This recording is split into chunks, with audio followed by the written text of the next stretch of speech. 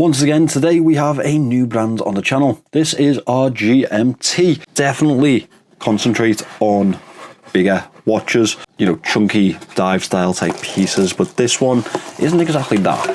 It's quite unique, and it was the one that I picked out of their entire collection when they go on touch, and there's a good reason for that. So this is their Ghost GMT.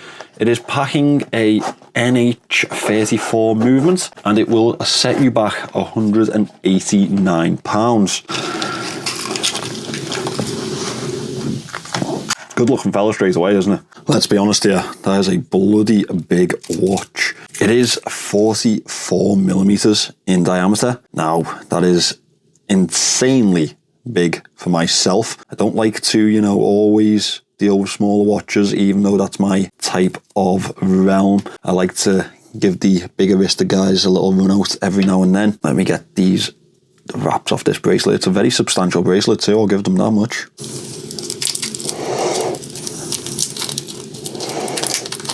So as I mentioned, this one's packing the NH34 GMT movement.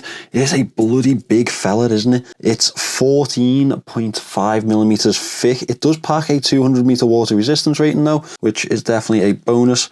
Let's get it wound up, make sure everything's ticking away smoothly. Very distinct handset on this one. Now it has a inner rotating bezel, that's the upper side, and the usual dive bezel function. That's a very pleasant sounding bezel. Some tiny bit of action backwards there. One of the things that really made me jump at this one was the huge orange guard to the side of the crowns. I just think that looks really good. Now it is a huge piece, and I am not usually a big watch guy, but you can't always wear small watches, can you, I guess? Not in this line of work anyway. They have done a lot throughout the watch to give it a really distinct look.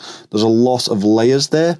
Very nice to see that type of depth in a what is looking like a dive piece. And 200m water resistance, a sapphire crystal. I am thinking that this is going to be very big on my wrist though, that lug to lug. They haven't listed the lug to lug on the website, but it looks like a long fella. Not a fan of the vertical brushing through that side profile. I like a horizontal brush. It thins the watch out a bit more, but I guess they might have been going for a bigger one. I'm hoping that the lume holds up, but if you want to see that, you will have to check the main channel for that review. H-link bracelet, usually a good sign. Right, so I'll be honest, I did expect it to be much worse.